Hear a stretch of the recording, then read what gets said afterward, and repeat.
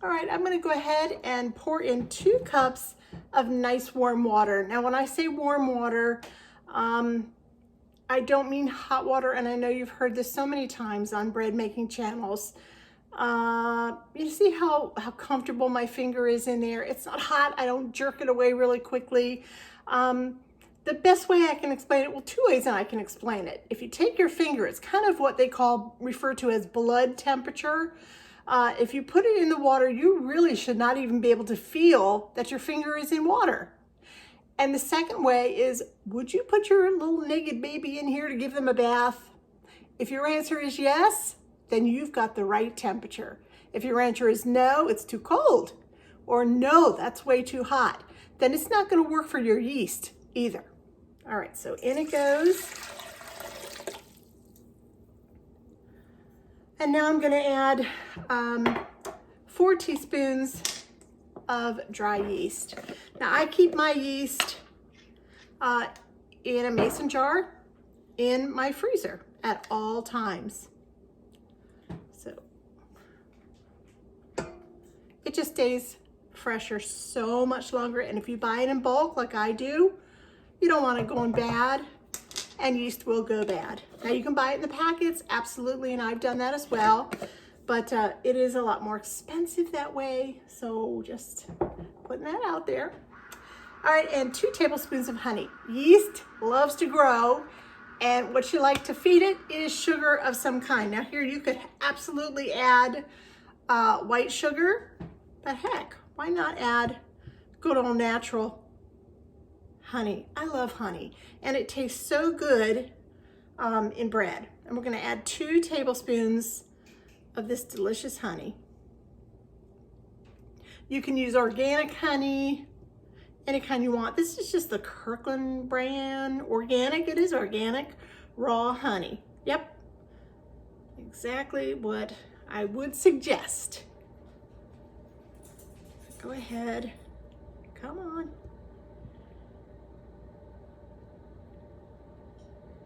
And put that in there.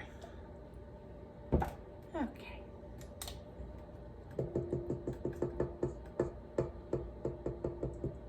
All right, so right now, as soon as it quits dripping, honey is just so sticky and so drippy. All right, we'll just let it sit for a minute. I always like to use a paddle and my dough hook as well. So right now, whoop, I'm gonna mix up those 3 things, just like that.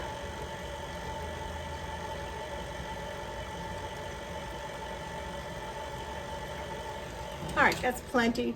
Now it says to let just sit and proof for a minute, so I'm gonna let that happen. Yep. I'm gonna tilt you down just for a second here and let you look at it. And then we'll check it out in just a few minutes and see what it looks like when it has proofed. Scooch that off to the side here. I'm working with limited space here this morning. A little bit more honey on there I want to get out, because I'm going to need that tablespoon again in just 1 second. Of course, oh, here we go. Something to wipe my hands off with.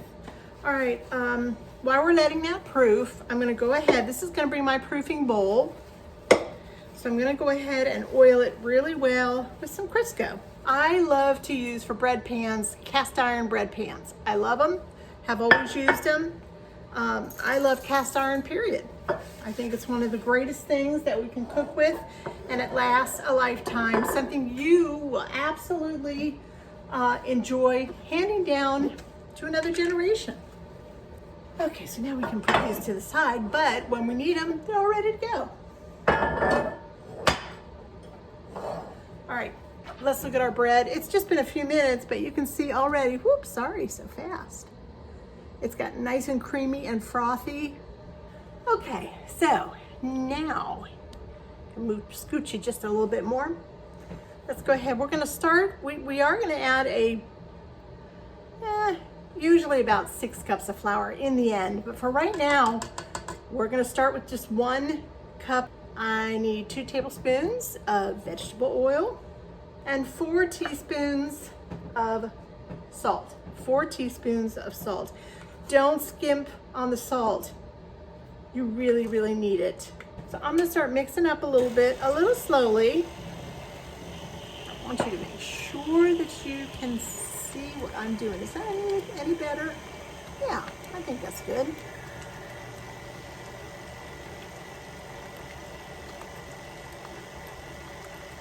Yeah, it's not too high. It's just getting all the ingredients all nice and mixed together. This is a very important step. Crank it up just a wee tad, but not too much, because it will go flying all over the place. Okay, now we're gonna start adding in, it calls for 6 cups of flour, but I'll tell you what, the best tip that I ever got from making bread was that even if a recipe calls for 5 cups, 4 cups, 3 cups, 6 cups of flour, it doesn't matter. Don't just go dumping all that flour in right away and mix, because there are some days that are more moist, more humid than other days that are particularly dry. I'm not sure about today. I think today might be a little bit more of a dry day. So you may not need all those 6 cups. You don't want a tough bread. You want a yummy, moist, really terrific dough. And the best way to do that is to add your flour one at a time. All right, and that's 2 cups in. All right, looks like everything's nice and mixed up in there. And on goes my dough hook. Make sure it's on there working well, and it is. All right, let's add a little more flour. Now, if you're counting, yes, this is 3. But see, I really don't care. I really don't. I'm looking for a consistency. I'm looking for a look and a feel. So we're gonna add a little more flour. Please, right now, start out slowly. At one point, whether you're at 6 cups or not, this is gonna tell you that I've had enough flour. I'm done. What we want when we're done is a clean bowl. We want to have mixed up everything so beautifully in there that that dough hook went around and round and collected all the dough that has stuck to the sides. So, oh, okay, well, it's starting to stick to the sides. Let me just feel it. It's starting to stick to the sides a little bit. Well, it's still extremely sticky. But I tell you what, I'm not adding in a full cup right now. No way.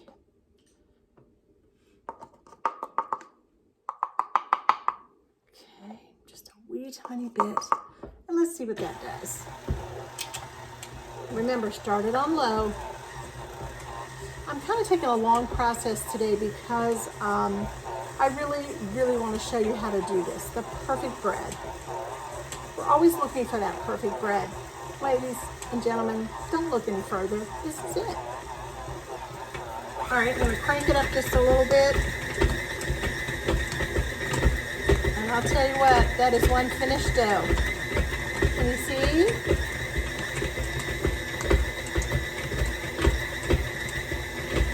It's not puddling in the bottom.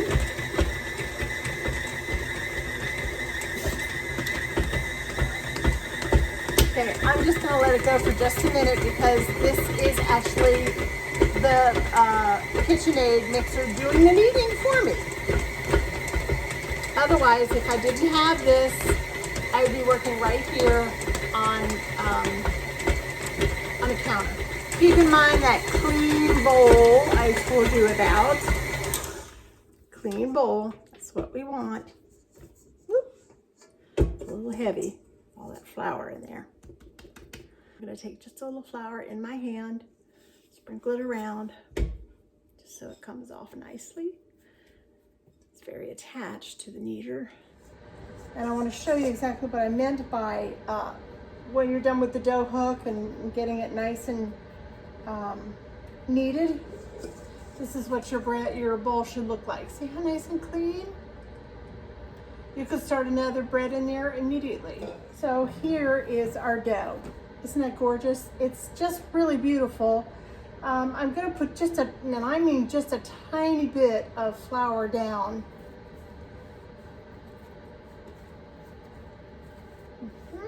I'm just gonna knead it myself for a moment. Hand knead it. When you knead, you just push. Can you push? Just push and bring it back. Turn it, push, and bring it back, and turn it. That, ladies and gentlemen, is how you knead your dough. No fancy tricks, no fancy nothing. That's all you need. And actually, this bread is so beautifully kneaded from the mixer that it does not even need to pick up any of this little tiny bit of excess flour that I put out on the counter. And you know, sometimes if you don't even want to put flour out and it's still just a tad bit sticky, you can put just a little bit of oil, or I've seen sometimes people spray their hands with, you know, a vegetable spray of some kind. And there you have it. We're gonna do the window pane test. Now, I want you to stretch it as far as you can. Stretch it before it gets real, I mean, you want it to get really thin, really nice and thin, and you wanna try and get no holes in it. Okay, there's a little tiny hole going, but look how far I can stretch it. All right, because of that little tiny hole, I'm gonna continue to knead just a little bit more. But the more you can stretch that little window pane, we call it, so you can see through it, that means that your bread is absolutely beautifully kneaded. I can hear little gas bubbles in there exploding. Oh, it's such a beautiful dough. It doesn't take too long. In fact, let's try it again. Just yank off a walnut size piece of your dough. There goes, that's my brownie this time. So that's my dog.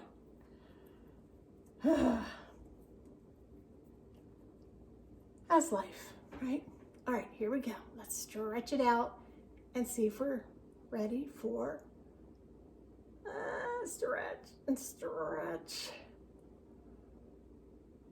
You know, that is a beautifully kneaded. If it starts to stretch at the very end after you've kneaded it for stretched it for a long time, you're done. All right, now just quickly knead that little window pane test right back into your bread. Oh, this is exciting. This is a beautiful, beautiful little round loaf here. And it's going to proof probably double the size. Yep, it's gonna be beautiful. All right, just like that. I'm going to, remember when we grease the bowl? Yep, put it in top side down, give it a little swirl, and there you go. That way you just keep from getting any kind of a skin formed on top, because you really don't want that. And here I'm going to take my handy dandy little shower cap, stretch it over. For today, I am just going to put it on the back of my stove because it's nice and warm back there. That bread is going to rise approximately 45 minutes to an hour. You'll have to check on it at about 45 minutes. If you need to set your timer, set your timer. Yeah, and I'm going to show you another test that you can do to make sure that your bread has risen adequately. I just gave it a peek and it has definitely doubled, if not a little bit more, in size, and that's what you're looking for. So right now what I'm going to do, I'm going to show you another little thing that you can do when you're baking bread just to make sure that it is at the stages where it needs to be. And right now, it needs to be risen enough, okay? And you can usually tell that by, you know, whether it's doubled or sometimes even tripled. But the easiest test is just to take your very clean little finger and put it down into the dough and poke it. When you make your hole in the dough, it should stay down in there. The bread should not quickly fill back in. It should stay a hole and it should stay open so that you always see that hole. That way you know absolutely your bread is has risen just perfectly. Okay, so let's see if we can do that. Look at it. It's absolutely beautiful. When it's so nice and warm. I know that light sometimes shines so bright on there, but it really, really is just beautiful. Okay. All right, I have no flour around me. I cleaned up the flour from from the beginning of the recipe, and I don't think we're gonna need it, but ooh, is that pretty. All right, so here goes my finger. Yep, there we go. Poke it down. And is it gonna stay down there? Yep, not going anywhere. The dough's not filling back in. Nope, it's a perfect little hole. It's very heavy too. We're ready to go. All right, so I'm just gonna punch it down. Oh, you can see all these little gas bubbles flying up. This is a beautiful, beautiful dough. Okay, I'm gonna pull it out. Just let it come right out. Put this to the side. We want to keep a little rag handy for your hands. Okay, so now you want to knead it on the counter for just a moment. Just to get some of those gas bubbles out. It's okay, it's not gonna hurt anything. Because we're trying to get it shaped now. To a nice ball. You just push it, pull it back. Push it, pull it back. Push it and pull it back. That's the technique. I mean, that's all there is. And then just keep turning it around. Yeah, and it forms this lovely little ball, just like this. Just keep tucking it under. Okay, I like when I'm going to make 2 loaves of bread and I want them nice and even. Oh, that feels so good. I like to make this in more like a rectangle instead of a circle, so that I get more of an idea of whether I have made it nice and even. So let's just elongate it. You can be a little rough with it. I mean, you know, let's not go flying it, throwing it against the wall or anything, but I think you'll be okay. All right, press it.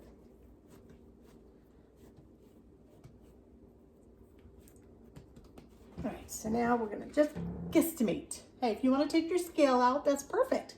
But I just don't want to do that today.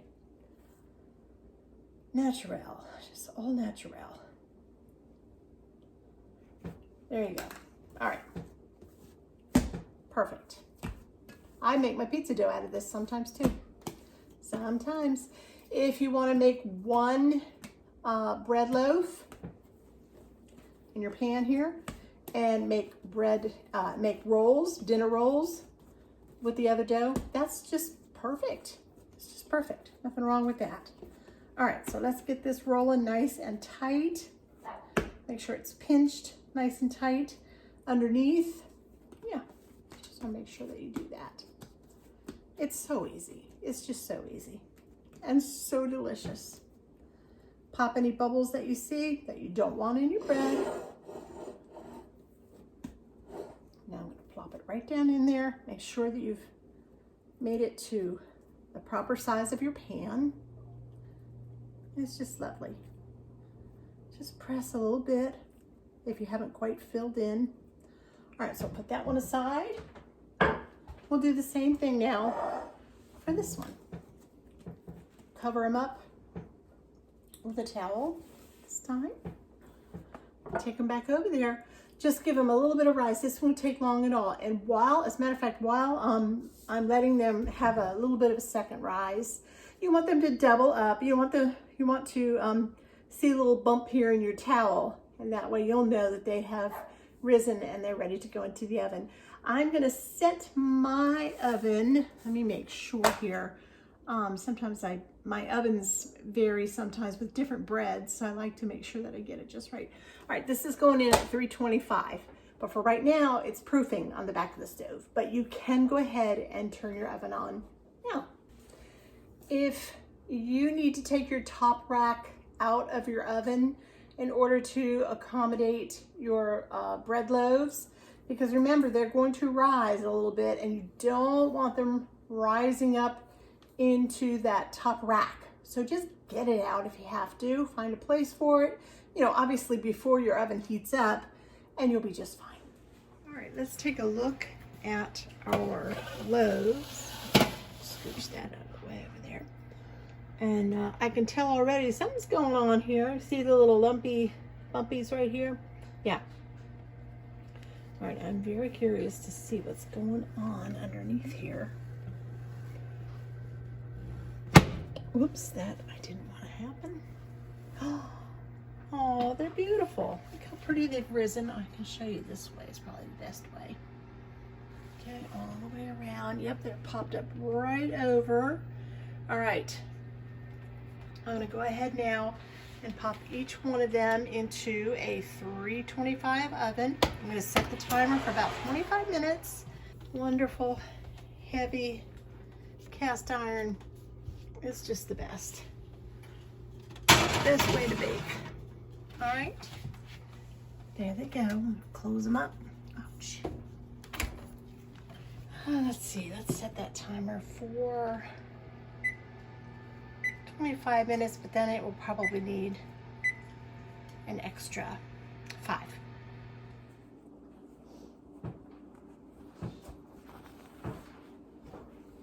Bread smells so good. Huh?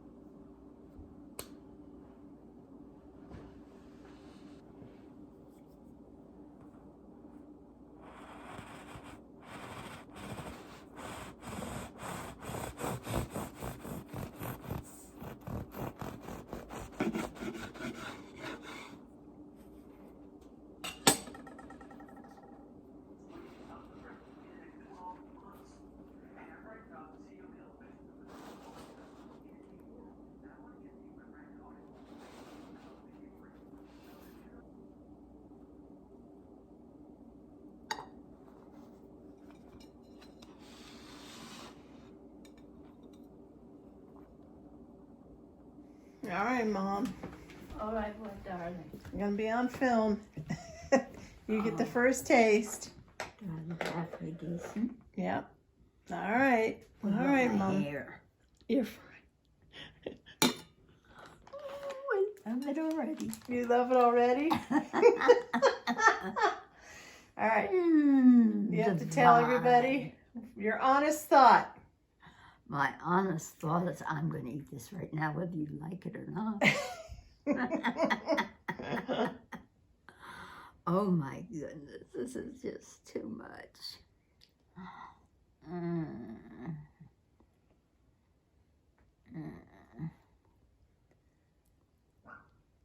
Tastes like homemade on the farm? As close as it can get without actually being it. Oh. Is there enough salt in it? It's just Plenty. right. Okay. More than enough or just right? Well, I'm not big on salt. So. That's true. You are not. Yeah. But for me, that I wouldn't want any more than that. But it's just right? Mm-hmm. Okay. All right. Well, we did good, huh? Very good.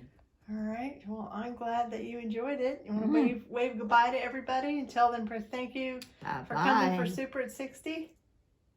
Very glad to meet you, ladies. You'll never go wrong with this fine lady. She's full of ideas and full of able to carry them out. Thank you. You just sit tight and she'll have you cooking up a storm and nothing but. And with that, bye-bye. Thanks, Mom. Well, I thought I'd step outside for just a moment. It's a little warm in the kitchen. My mom certainly enjoyed her piece of bread. I'm glad it kind of brought her back to her growing up in the farmhouse, in her farmhouse time with my grandma, my great-grandma, and my grandma, and my grandfather, and my aunt. So that kind of rounds up our time with my mom. She'll be going back home to my brother's house real soon. I want to thank you again for joining me at Super at 60. And I also want to remind you to please keep in your prayers the Needy Homestead family. Heather and her 2 young children, they are in desperate need of prayer right now.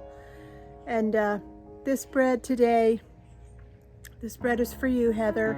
If you're ever finding yourself with a family around you in need or someone in need, and you think that you have something to give that can help, prayer, of course, number 1, top of the list. Can you bring them a meal? Can you make them a loaf of bread? Can you bake them some cookies, a pie? Can you do something for them? It's always something to think about, isn't it? Yeah, there's always someone around us who is less fortunate than we are. And we all go through desperate times at different times in our lives. So keep that in mind. So friends, thank you so much for joining me. And I'll see you real soon. Bye-bye.